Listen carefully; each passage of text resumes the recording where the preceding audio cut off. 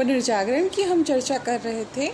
इससे पहले के अध्याय में हमने देखा कि पुनर्जागरण ने किस तरह से यूरोप के समाज में, राजनीति में परिवर्तन करके रखा। पुनर्जागरण ने किस तरह से फिर से सोते हुए यूरोप को जगाया। प्राचीन यूनान एवं रोम की सभ्यताओं के प्रभाव के परिणाम स्वरूप यूरोप के सांस्कृतिक, बौद्धिक, साहित्यिक सभी क्षेत्रों में एक नवीन परिवर्तन पुनर्जागरण के फलस्वरूप देखने को मिला। आखिर ये पुनर्जागरण है क्या, जिसे हमने पुनर्जन्म का नाम दिया, रेनेसां का नाम दिया। वेसारी ने सर्वप्रथम इसका उल्लेख किया। तो ये पुनर्जागरण के कारण क्या है? तो आज हम इस अध्याय में ये देखेंगे कि पुनर्जागरण जिसने मध्य युग से यूरोप को आधुनिक युग में प्रवेश कराया, जिसने यूरोप के पाश्चात्य लोगों को नवीन सभ्यता एवं संस्कृति से परिचित करवाया। आखिर ये पुनर्जागरण और इसके पीछे क्या कारण रहे, इन सभी की चर्चा आज हम यहाँ पे करेंगे। पुनर्जागरण शुरू होने के पीछे जो सबसे महत्वपूर्ण कारण माना जाता है, वो कारण है 11वीं से 13वीं शताब्दी के मध्य यूरोप में चलने वाले धर्म युद्ध। जेरूसलम को लेकर ईसाइयों एवं सेल्जुक तुर्कों के मध्य लगभग 200 वर्षों तक ये धर्म युद्ध चला, जिसमें यूरोप वासियों को पहली बार समुद्रिक यात्रा करके पूर्व से संपर्क करने का अवसर मिला। उन्होंने वहाँ जाकर जब यूनानी, भारतीय इन सभ्यताओं के लोगों से इनको मिलने का अवसर मिला, तो इन्हें ये एहसास हुआ कि वहाँ की सभ्यता एवं संस्कृति इनकी सभ्यता से अधिक विकसित है। उन स्वतंत्रता संबंधी विचारों को लेकर जब ये अपने देश में वापस लौटे, तो इन्हें ये लगा कि पॉप के आशीर्वाद के बावजूद भी ये धर्म युद्धों में विजित नहीं हो पाए, तो कहीं ना कहीं धर्म एवं चर्च की वजह से ही वे पिछड़े हुए हैं।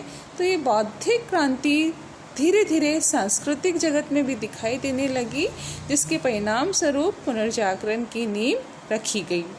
दूसरा जो महत्वपूर्ण कारण इसका माना जाता है, वो सामुद्रिक मार्गों की खोज को माना जाता है। समुद्रों में अब तक लोगों का जाना ईसाई धर्म के अनुसार निषेध था। चूँकि विभिन्न कारणों से जब लोगों को बाहर जाने का अवसर मिला, तो भौगोलिक अन्वेषण को भी मौका मिला। भौगोलिक अन्वेषणों के परिणाम स्वरूप नए नए देशों की खोज शुरू हुई, और इन नए नए देशों की खोज से अब यूरोपवासी नए नए देशों के संपर्क में आने लगे, जिससे विचारों का, संस्कृतियों का आदान प्रदान होने लगा। इसमें हम मुख्यतया देखें तो अरबों का प्रभाव भी इन पर दिखाई दिया। अरबों ने यूरोपवासियों को दिशा सूचक यंत्र दिया, कागज़ दिया, मुद्रण कला सिखाई। इन सब के परिणाम स्वरूप अब यूरोपवासियों को ये लगने लगा कि जब तक वैज्ञानिक प्रगति संभव नहीं हो पाएगी, तब तक वो पिछड़े ही रहेंगे। इन सभी विचारों के परिणाम स्वरूप अब पुनर्जागरण धीरे धीरे लोगों के मध्य विचारणीय प्रश्न होने लगा। इसी में हम देखें तो कागज और मुद्रण यंत्र का आविष्कार पुनर्जागरण के उदय के कारण का सबसे महत्वपूर्ण कारण माना जाता है। विल्ड्यूरा ने ये कहा था कि आधुनिक युग की दो सबसे बड़ी खोज है, एक है कागज का आविष्कार और दूसरा है मुद्रण यंत्र का आविष्कार। मनुष्य ने लेखन कला के पश्चात जो सबसे महत्वपूर्ण आविष्कार किया है, वो मुद्रण यंत्र का आविष्कार ही किया है। जोहानस गुटेनबर्ग, जिसने टाइप मशीन का आविष्कार करके एक नई क्रांति यूरोपीय समाज में लाई, और इसी तरह से क्रॉक्सटन ने छापे खाने के माध्यम से एक नया विचार लोगों के सामने रखा। जब पुस्तकें ज़्यादा से ज़्यादा मात्रा में छपने लगी, लोगों को नए नए ज्ञान को पढ़ने का अवसर मिलने लगा, तो उसके परिणाम स्वरूप अब विचार विनिमय शीघ्रता से होने लगा। ये भी पुनर्जागरण का एक महत्वपूर्ण कारण माना गया। इसी तरह हम देखें तो कुस्तुनतुनिया, जो कि बाइजेंटाइन साम्राज्य की राजधानी थी, यूनानी और पूर्वी रोमन साम्राज्य का केंद्र थी, यहाँ पर जब तुर्कों ने अधिकार कर लिया, 1453 ईस्वी में कुस्तुनतुनिया पर जब तुर्कों का अधिकार हो गया तो इससे अब पाश्चात्य जगत का पूर्वी देशों से संपर्क कट गया। चूँकि यूरोपीय देश पूर्वी देशों के मसाले के, सूती वस्त्रों के, विलासी सामान के शौकीन थे, इसलिए उन्हें अब ऐसे मार्गों की आवश्यकता महसूस हुई जिससे उन देशों में पहुंचा जा सके। इसके परिणाम स्वरूप सामुद्रिक मार्गों की खोज को प्रोत्साहन मिला। स्पेन और पुर्तगाल इस खोज में सबसे अग्रणी रहे। और दूसरा जो परिवर्तन हमें कुस्तुनतुनिया पर अधिकार होने के पश्चात दिखाई दिया वो ये था कि चूँकि तुर्कों को वहाँ के ज्ञान से, सभ्यता से, दर्शन से इनसे कोई मतलब नहीं था, तो वहाँ के विद्वान, पादरी, दार्शनिक, लेखक ये सभी अपने साथ जो साहित्यिक सामग्री थी, पांडुलिपियाँ थे, पुराने जो धर्म ग्रंथ थे, इन सबको लेकर इटली, जर्मनी, जापान ऐसे देश, इटली, जर्मनी, फ्रांस ऐसे देशों में जाकर वो रहने लगे। तो हम देखें तुर्कों के आधिपत्य के पश्चात अब यूरोप को पूर्वी देशों के संपर्क में आने के लिए अनेक परिवर्तन करने पड़े और इन परिवर्तनों के फलस्वरूप ही वैज्ञानिक आविष्कारों को भी प्रोत्साहन मिला। चूँकि इन सब के परिणाम स्वरूप हम देखें जब लोग बाहर जाने लगे, व्यापार वाणिज्य करने लगे, क्योंकि अभी तक ईसाई धर्म ने, चर्च ने व्यापार करने पर रोक लगा रखी थी और सूदखोरी को बुरा माना जाता था, तो अब व्यापारी इन सारी चीज़ों का विरोध करने लगे। सबसे महत्वपूर्ण हम देखें तो अब धर्म का, चर्च का विरोध दिखाई देने लगा, जो भी पुनर्जागरण के उदय के पीछे एक महत्वपूर्ण कारण माना गया। नगरों के उदय और विकास से, व्यापारिक समृद्धि से, मध्यम वर्ग के उदय से भी पुनर्जागरण की नींव रखी गई। मध्यकालीन गिल्ड व्यवस्था, सामंतवाद, मैनर प्रथा, इन सब की समाप्ति से भी पुनर्जागरण के उदय को बल मिला। मंगोल साम्राज्य का योगदान यदि हम देखें तो 13वीं शताब्दी में मंगोल नेता चंगेज खान की मृत्यु हुई और उसके पश्चात उसका जो उत्तराधिकारी हुआ कुबलाई खान, उसने एक विशाल साम्राज्य की स्थापना करी और उसके विशाल साम्राज्य में सभी देशों के दार्शनिक, विद्वान, लेखक, धार्मिक गुरु ये सभी आकर एकत्र होते थे। यहाँ पर सांस्कृतिक आदान प्रदान होता रहता था। 1272 ईस्वी में जब वेनिस यात्री मार्को पोलो यहाँ पे गया तो उसने वहाँ के वातावरण को देखकर वापस लौटकर जो अपने ग्रंथ में लिखा उससे यूरोपीय समाज में भूचाल उत्पन्न हो गया। मंगोल साम्राज्य की जो महत्वपूर्ण देन हम देख सकते हैं वो ये है कि अरबों से ही यूरोप वासियों ने कागज बनाना सीखा, बारूद का आविष्कार सीखा, उन्होंने दिशा सूचक यंत्र का आविष्कार करके नए नए देशों की खोज की। इन सब के परिणाम स्वरूप हम देखते हैं कि पुनर्जागरण से एक नया परिवर्तन अब यूरोपीय समाज में दिखाई देने लगा। साहित्यकारों और विद्वानों का योगदान इसमें सबसे ज़्यादा देखा गया और चूँकि बौद्धिक चिंतन का विकास हुआ, इसके परिणाम स्वरूप पुनर्जागरण वहाँ पर शीघ्रता से लोकप्रिय हुआ। पुनर्जागरण के प्रभाव की बात यदि हम करें तो ये प्रभाव हमें साहित्य के क्षेत्र में, कला के क्षेत्र में, विज्ञान के क्षेत्र में दिखाई दिया। साहित्य के क्षेत्र में यदि हम देखें तो अब तक केवल लैटिन और यूनानी भाषाओं में ही साहित्य की रचना की जाती थी और इस पर भी धर्म का प्रभाव था। कोई भी व्यक्ति धर्म के बाहर या धर्म के विरोध में बात नहीं कर सकता था, परंतु पुनर्जागरण के फलस्वरूप अब बोलचाल की भाषा में, मातृभाषाओं में साहित्य की रचना होने लगी। फ्रांसीसी, जर्मन, इतालवी, इन सभी साहित्य की रचना मातृभाषाओं में संभव हो पाई। विषय वस्तु की बात यदि हम करें तो जैसे कि अभी मैंने आप लोगों को बताया कि मनुष्य धर्म से परे जाकर अपनी रचना नहीं कर सकता था, तो साहित्य में अब धर्म का स्थान मानववाद ने ले लिया। मानवीय रचनाओं का सृजन अब पुनर्जागरण के फलस्वरूप दिखाई देने लगा।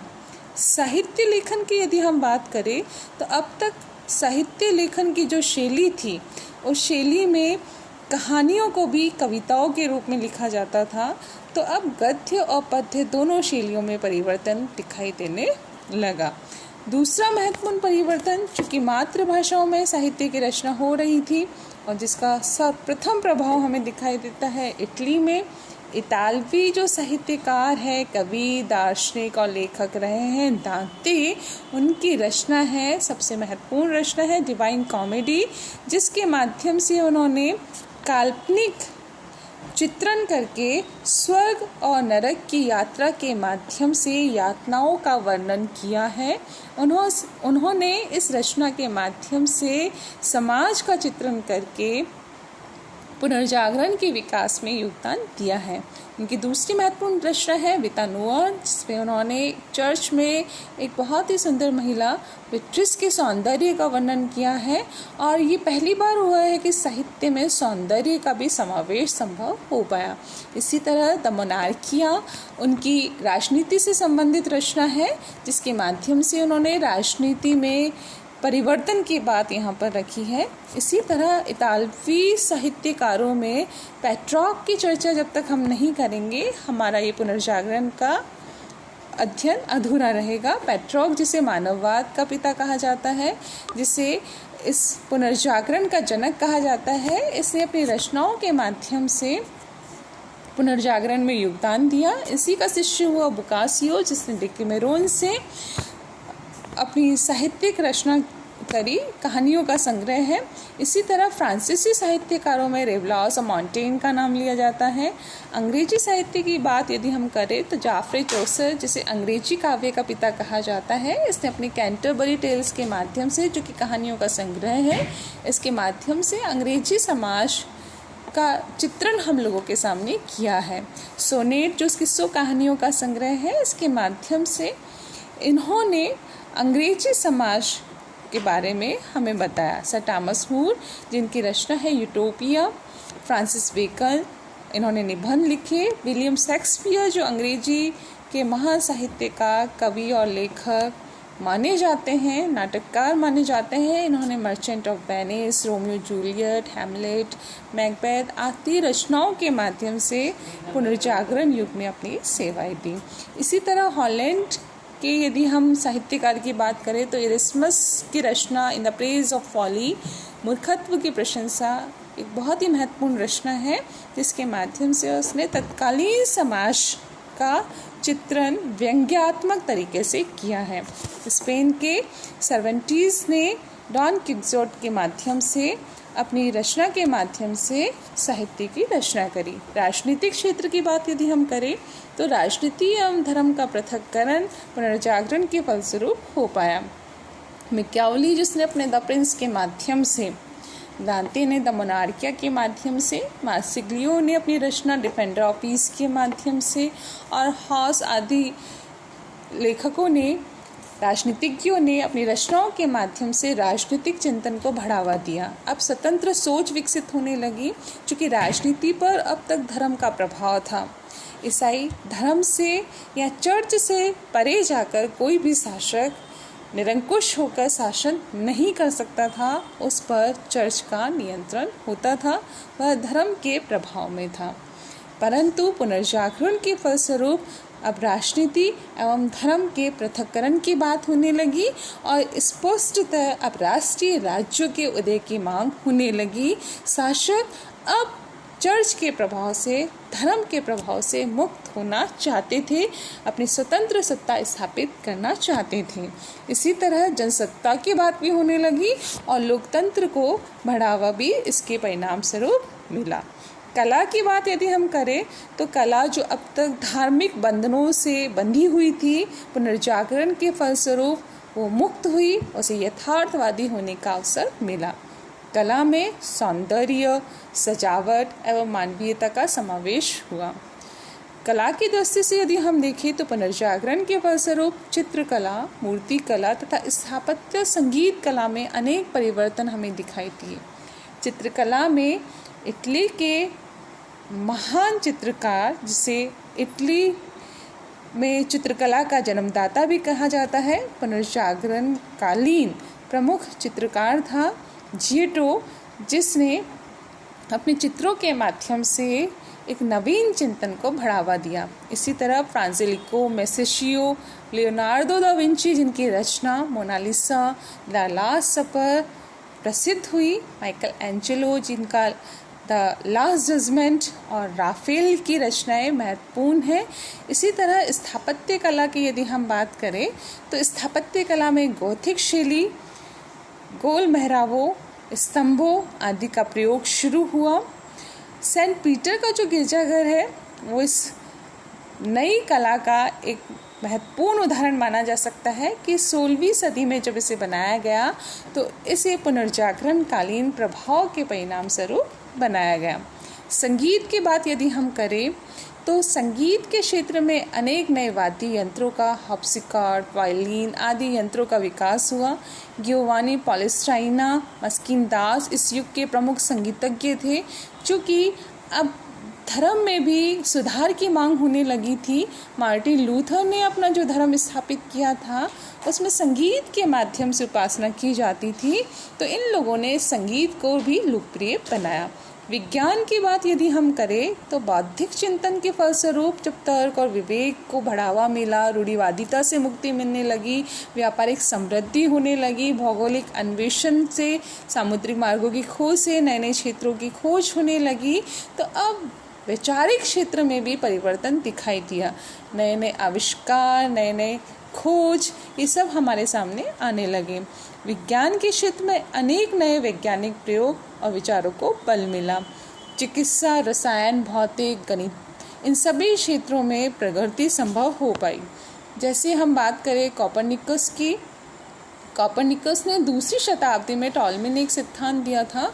उसने कहा था कि पृथ्वी केंद्र में स्थित है, जबकि कोपरनिकस ने कहा था कि सूर्य केंद्र में स्थित है और पृथ्वी उपग्रह है जो उसके चारों ओर परिभ्रमण करती है।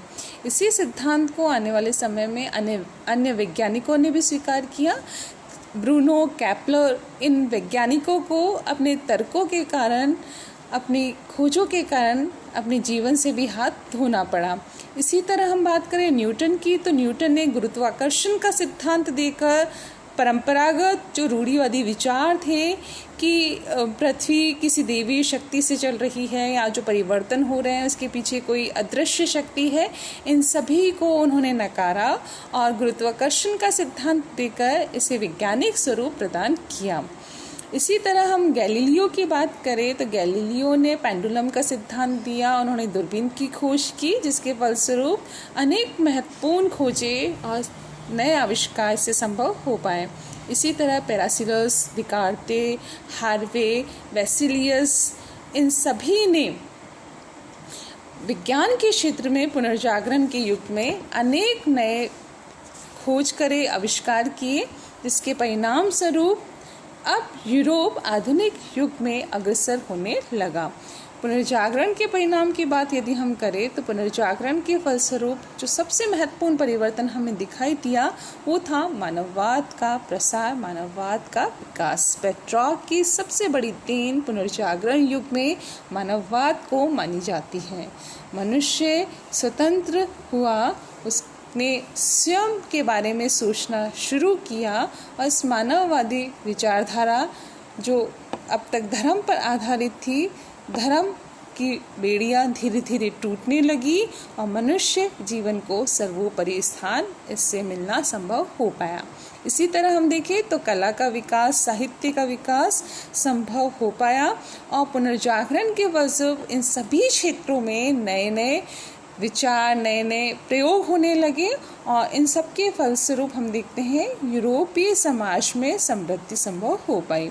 वैज्ञानिक खोजों को बल मिला, भौगोलिक खोजों को बल मिला, जिसके फलस्वरूप अब यूरोप का संसार के अन्य क्षेत्रों से संपर्क होने लगा और अब वो प्रगति की ओर अग्रसर हुआ। और आने वाले समय में हम देखें तो पुनर्जागरण का जो सबसे महत्वपूर्ण परिणाम था वो था धर्म के क्षेत्र में। अब धर्म सुधार की मांग उठने लगी। कैथोलिक धर्म और चर्च में जो बुराइयां आ गई थी, उन बुराइयों को दूर करने के लिए अब स्वयं ईसाई धर्म में सुधार की मांग होने लगी। इस तरह से हम देखें पुनर्जागरण जिसने मध्य युग से निकालकर यूरोप को आधुनिक युग में प्रवेश कराया, जिसने अब तक रूढ़िवादिता और धर्म चर्च से जकड़े हुए मनुष्य को स्वतंत्र चिंतन और तर्क के लिए सोचने पर मजबूर किया। इस पुनर्जागरण ने बौद्धिक, साहित्यिक, सांस्कृतिक इन सभी क्षेत्रों में महत्वपूर्ण परिवर्तन करके विश्व में एक नया परिचय दिया। इस तरह पुनर्जागरण अपने आप में एक महत्वपूर्ण घटना रही।